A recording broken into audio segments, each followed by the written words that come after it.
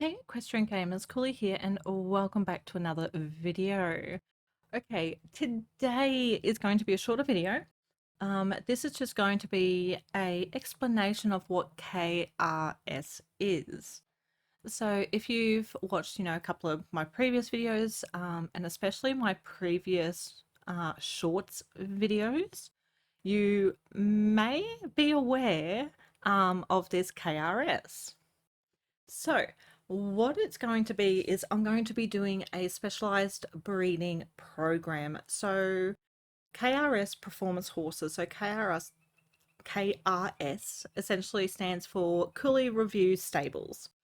So, I'm going to actually start dabbling in breeding OG horses. So, horses that have the best best popular? No, best possible stats. So I'm going to be going into a different array. So I want to specialize in different disciplines. So I'm definitely going to have the thoroughbreds for racing. I'm going to have sporting horses, show horses, and also drafting horses. So the kind of breeds that I will be working with is your thoroughbreds, Arabians. I want to dabble in your Percherons, Shire horses, Clydesdales. I'm also going to, of course, have some really, really, really good Friesians as well. So the end goal, essentially, like my overall plan, is to have not just top of the line horses, but I also want them to be very interesting. So, more horses with coat colours that you don't normally see. So, I'm talking about your version one, so your legacy coat colours, and just different coat colours that just have more interest and very pretty. So that's definitely something that's it's been playing on my mind for a fair while. I'm just finally starting to get into it all. And with these horses, because as many of you have probably noticed, I hardly ever sell anything in my market.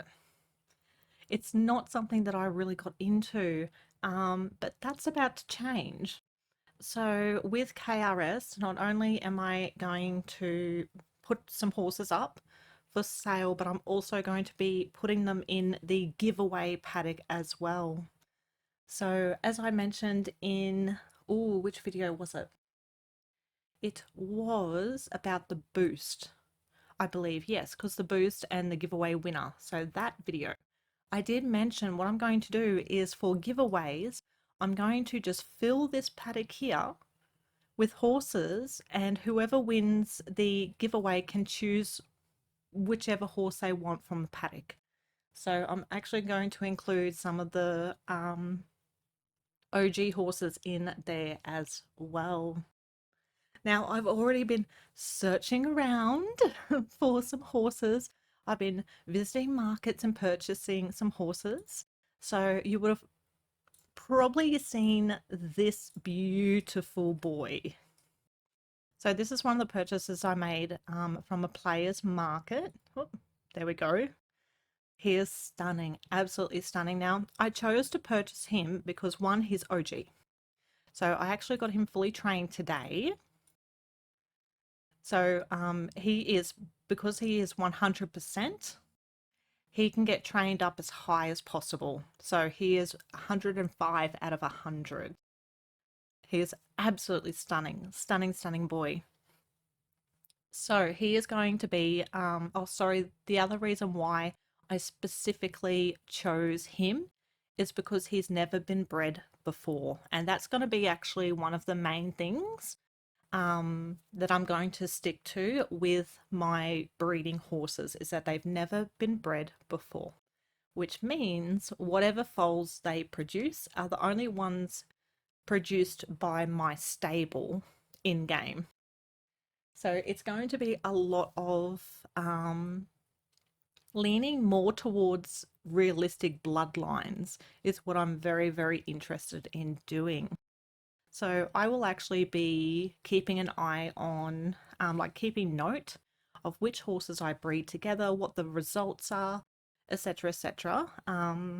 Just for my own, because I like lists. I really like lists. So I'm going to be doing that, but I'm also going to be making sure that no horses um, are going to be, oh, how do I put this? I'm trying to think of how to put it. I can't use the terminology because YouTube might get a little bit mad at me. So I'm going to be making sure essentially that like the mother isn't bred with the son, etc., etc., etc. So inbreeding, technically speaking. Um, yeah, it's just like it's a lot more in depth than I need to be. I do know this, but it's something that I've done in other games and something that I've done for years, including, I used to write novels, and part of the novels, I used to have books full of the bloodlines that I created in these stories. And in other games, I've done the same, created these performers' bloodlines, and it's just something I want to do in Wild Horse Islands, because I absolutely adore playing this game, and this will just be a fun little thing, side project for me to do. Now, I haven't decided. I'm not sure if I should do S level and A level or just keep it all to S level. I think I'll probably keep it all to S level horses, which means they will all be 100% purebred, which will be a lot harder because you can get OGs. So OGs is typically known. I've got an example here. Now, this is something it didn't even cross my mind until it was a little too late, but that's okay. So this is another beautiful stallion that I purchased. The only trouble is, no, he's 100% as well. Wait, who am I thinking of? Oh no, I'm thinking of this one. Hang on, hang on, hang on. So this is one I bred. So this is one of my horses.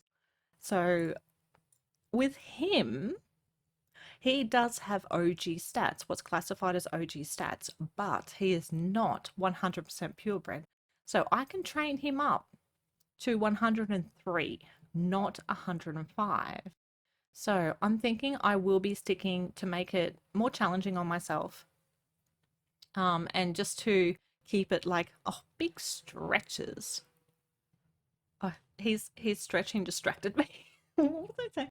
Oh yes, purebred. So I'm going to, yeah, I'm definitely thinking about, because I was thinking about doing OG and then doing like the top of the top. So the top of the top would be your S line, and your OG, which this boy is, because he's not purebred, will be A line. But I'm not sure. I'm not sure. I'll probably go with 100% to be honest, just so then they're the best of the best.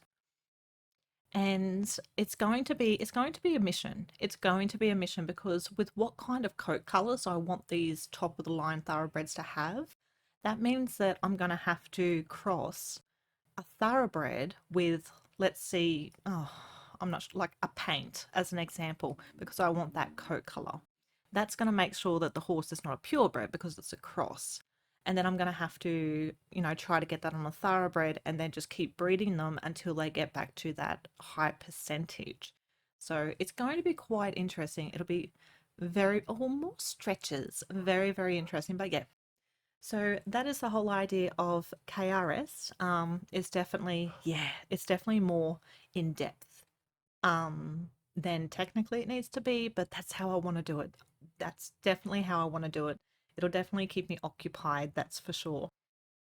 But yes, so I will take you guys along on the journey with me, when we do some breeding, when we have successful foals, anything like that. I will do little videos on that as well, so you guys can follow me on my journey of making a high performance stable.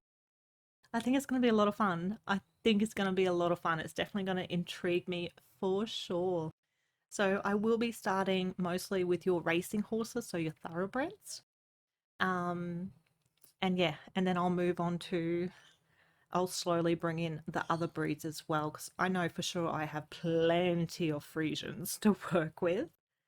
And then yeah, and then hopefully we'll see what kind of gorgeous horses we can produce. It's gonna be a lot of fun. It's gonna be a lot of fun. All right, guys. But yeah, I thought I better hurry up and make this video to explain myself because people are wondering what on earth it is. So here we go. That's what it is. All right, guys. I shall leave this video here. And yeah, we'll see. We'll see how it all goes. We'll see how it all goes. Alrighty. Thank you so much for watching, and I'll catch you all next time.